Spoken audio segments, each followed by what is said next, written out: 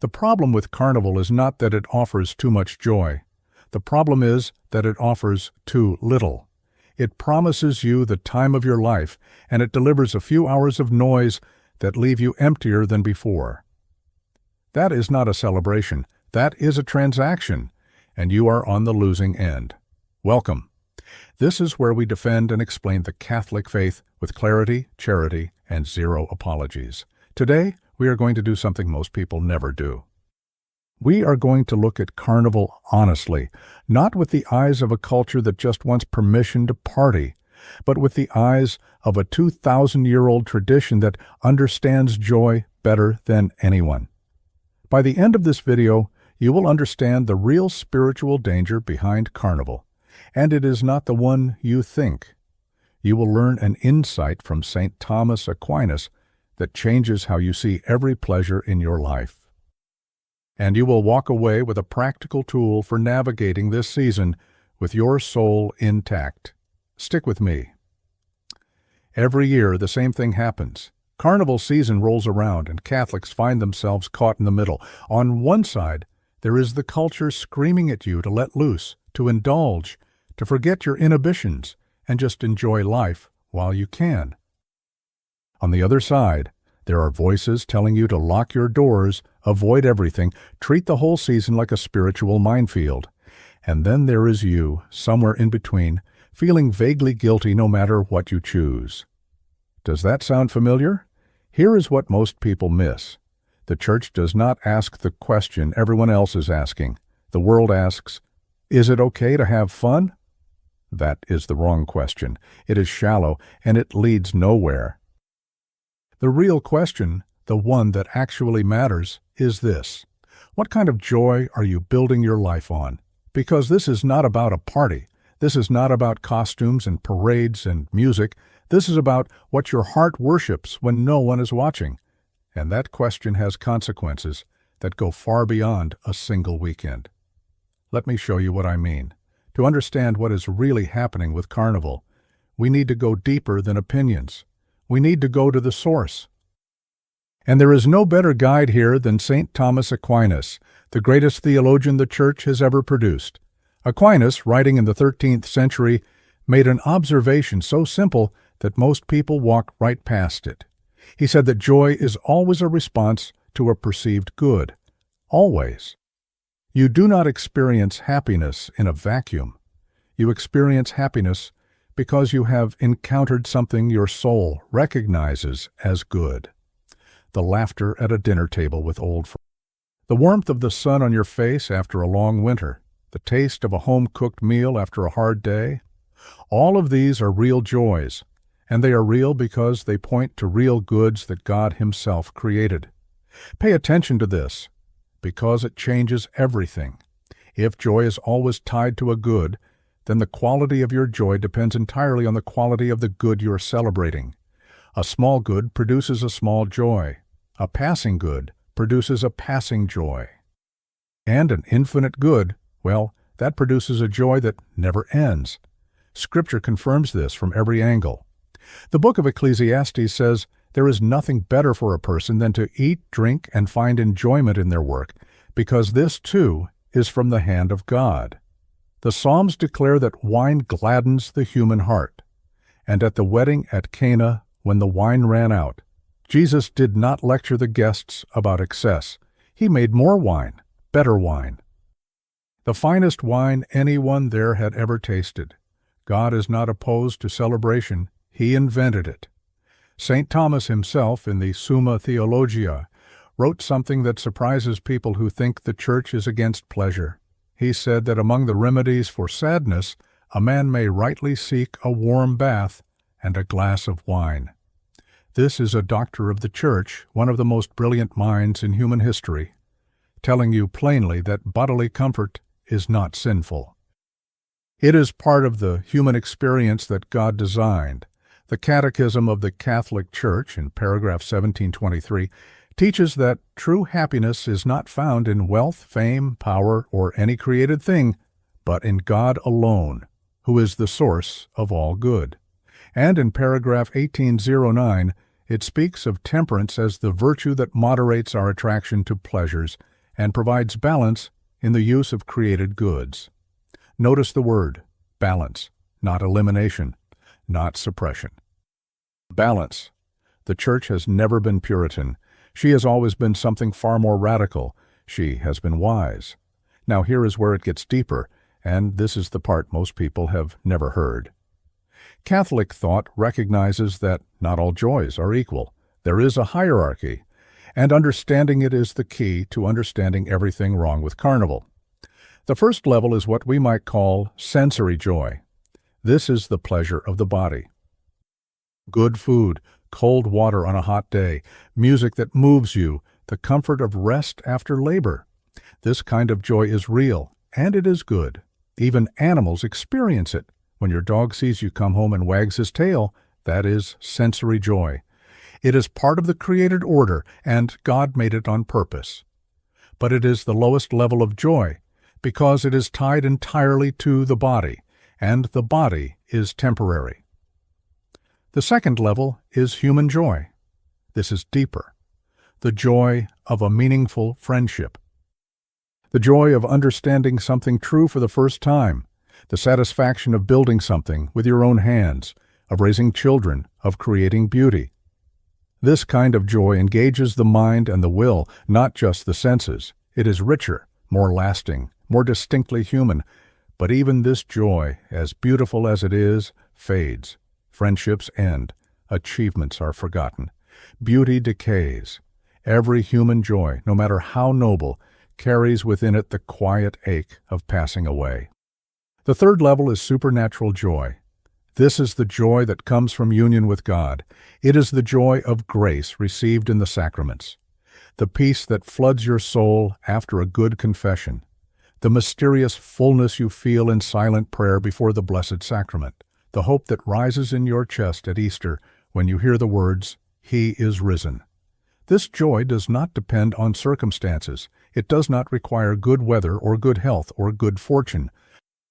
It comes from a source that never runs dry, because it comes from God Himself, who is infinite and eternal. Think of it this way. Imagine a child who is offered two things. In one hand, a bag of candy. In the other, a full scholarship to the finest university in the world. The candy is not evil. It tastes good. It brings a moment of real pleasure. But if the child chooses the candy and throws away the scholarship, something has gone terribly wrong. Not because the candy was bad, but because something infinitely greater was traded for something infinitely smaller. This is exactly what original sin does to the human heart. The Catechism, in paragraph 1849, defines sin as a failure of genuine love for God and neighbor. It is not primarily about breaking rules. It is about disordered love. It is about reaching for a lesser good and treating it as though it were the greatest good.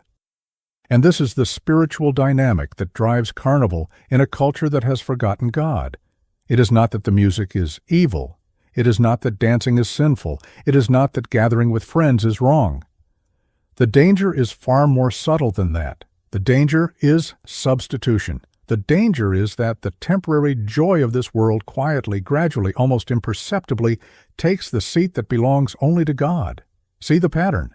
This is not about Carnival being evil. It is about what happens inside your soul when passing pleasure takes the place of eternal joy, and once you see it, you cannot unsee it. There is a story about Saint Thérèse of Lisieux that I want you to hear because it captures in a single moment everything we have been talking about. When she was just 7 years old, little Thérèse was in the kitchen with her older sisters, helping to bake a cake. She was excited. She had done her part. She had waited patiently, and when that cake finally came out of the oven, golden and perfect, her heart swelled with the simple, innocent joy that only a child can feel. She was delighted, and then, in a flash of grace that would mark her soul forever, she stopped. She looked at the cake, she looked at the happiness she felt, and something shifted inside her. Years later, writing in her autobiography, Story of a Soul, She described that moment with remarkable clarity. She said, "I understood then how all the joys of this world are passing." 7 years old, standing in a kitchen, holding a warm plate, and she saw what most adults spend their entire lives trying to ignore. The joy was real. The cake was good, but it was already fading, even as she held it in her hands. Now here is what matters. Thérèse did not become bitter. She did not decide that joy was a trap or that pleasure was the enemy. She did something far more profound. She redirected her gaze. She looked up. She let that passing sweetness become a signpost, pointing toward a sweetness that would never pass, the sweetness of God Himself. And that single interior movement, that gentle turning of the heart from the temporary toward the eternal, is the very thing that the modern world refuses to do. You know this feeling. You may not have the theological language for it, but you have lived it 1,000 times. Think about the morning after any great celebration. The Super Bowl is over, your team won, the confetti has been swept up, and you wake up on Monday feeling strangely hollow. The 4th of July fireworks were spectacular last night, and today you were just tired and sunburned and wondering what all the fuss was about. The birthday party was wonderful, the guests were warm, the laughter was real, and now the house is quiet, and something aches. Everyone knows this feeling. It is universal. And the culture has no answer for it except to tell you to find the next party, the next event, the next distraction, louder and brighter than the last, hoping that this time the emptiness will not come back. But it always comes back. Always. Because the emptiness is not a malfunction. It is a message. St. Augustine, writing over 1,600 years ago, named it with perfect precision. He said, "You have made us for yourself, O Lord, and our hearts are restless until they rest in you." The Catechism echoes this in its very first pages in paragraph 30, where it teaches that the desire for God is written in the human heart because man is created by God and for God, and God never ceases to draw man to Himself. That restlessness you feel on the morning after is not a problem to be solved with more entertainment. It is your soul telling you the truth. Now, let me address some objections because I know what some of you are thinking. The first objection goes something like this. You Catholics are just killjoys. You want to take the fun out of everything. Let me answer that with a simple historical fact. The Catholic Church invented feast days. She gave the world Christmas, Easter, Corpus Christi, and hundreds of celebrations throughout the liturgical year. Catholic monks preserved and perfected the art of winemaking across Europe. Catholic artists created the greatest music, the greatest paintings, the greatest architecture the world has ever seen. The Sistine Chapel is not the work of people who are afraid of beauty. So no, we are not killjoys. If anything, we are the original experts in joy. We simply insist that joy must be ordered, that it must point somewhere, that it must ultimately lead the soul to God, or it becomes a prison disguised as a party. The second objection is more subtle. Carnival is just harmless fun. You are overthinking it. Perhaps, but let me ask you this. Does the way you celebrate Carnival draw your heart closer to God, or does it pull you further away? Does it leave you more grateful, more peaceful, more aware of His presence, or does it leave you emptier, more distracted, more attached to things that will not last? The answer to that question is the answer to everything. You do not need me to tell you. Your own soul already knows. The third objection is the most interesting one, and it deserves a careful answer. The word carnival comes from the Latin carne val, which means farewell to the flesh. It was originally a Catholic tradition, a last celebration before the austerity of Lent. So what is wrong with that? And the answer is, in principle, nothing. In its original context, Carnival made sense. It was the final feast before 40 days of fasting, prayer, and penance. It existed because Lent existed.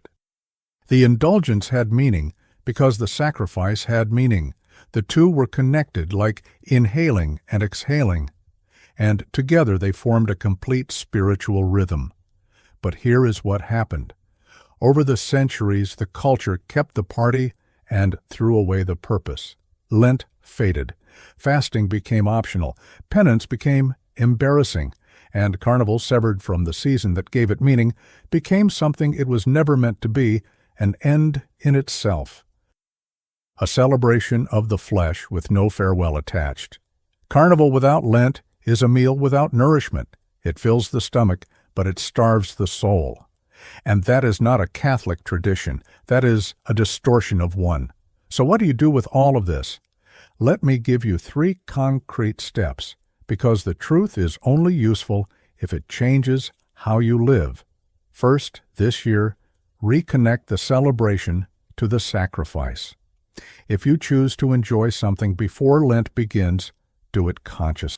Let it be a real farewell, not a desperate last binge, but a grateful acknowledgement that the good things of this world are gifts from God, and that you are freely choosing to set some of them aside for 40 days in order to make room for something greater. Let your Ash Wednesday mean something, because your Tuesday actually meant something too. Second, go to confession. Go before Lent or go during Lent, but go. If anything in this video stirred something in your conscience, if you recognized yourself in any of what we discussed, bring it to Christ in the sacrament of reconciliation. He is not waiting to condemn you, He is waiting to heal you. That is what the confessional is for, not punishment, restoration. Third, choose a Lenten sacrifice that actually costs you something. Not just giving up chocolate or soda for 40 days, but giving up something that has quietly been taking God's place in your heart. Maybe it is your phone. Maybe it is a habit of gossip. Maybe it is the hours you spend scrolling through content that leaves you feeling worse about yourself and further from prayer. You know what it is. You have known for a while. This Lent, let it go. Not because God is cruel, but because He is offering you something better, and your hands need to be empty to receive it. And that brings me to the most important thing I can tell you today. The joy of Carnival fades by Wednesday. The music stops, the costumes come off, the streets are swept clean, and the silence returns. But the joy of Easter, the joy of the resurrection, never fades. It is the joy that filled the hearts of the apostles when they saw the empty tomb. It is the joy that sustained the martyrs It is the joy that every saint in history discovered and surrendered everything to. St. Paul, in his letter to the Romans, chapter 8, wrote these words, "I consider that the sufferings of this present time are not worth comparing with the glory that is to be revealed to us." That is not the language of a man who lost. That is the language of a man who found something so immense, so overwhelming, so beautiful, that everything else looked small by comparison. The Catechism, in paragraph 1028, describes the beatific vision, the final joy of heaven, as the moment when those who die in God's grace will see Him face to face, as He truly is, in a communion of life and love that surpasses every human understanding and imagination. That is what your heart was made for, not confetti, not noise. Not a weekend you cannot quite remember. Your heart was made for the face of God. And that is not a restriction. That is the greatest promise ever spoken. Let me leave you with one thought. The problem with Carnival is not that it is too much joy. The problem is that it is a shadow pretending to be the sun. And once you have seen the sun, once you have tasted the joy that comes from God alone, the shadow loses its power over you. Not because you become cold or joyless, but because you have found something that the world cannot give you and the world cannot take away. If this video helped you see things differently, share it with someone who needs to hear it before Lent begins. Subscribe to the channel so we can keep learning the faith together. And if you have not been to confession in a while, let this be your sign. May the Blessed Virgin Mary, Mother of Holy Joy, intercede for you and for your family. May she help you choose the joy that never ends. In the name of the Father, and of the Son, and of the Holy Spirit. Amen. God bless you. See you in the next video.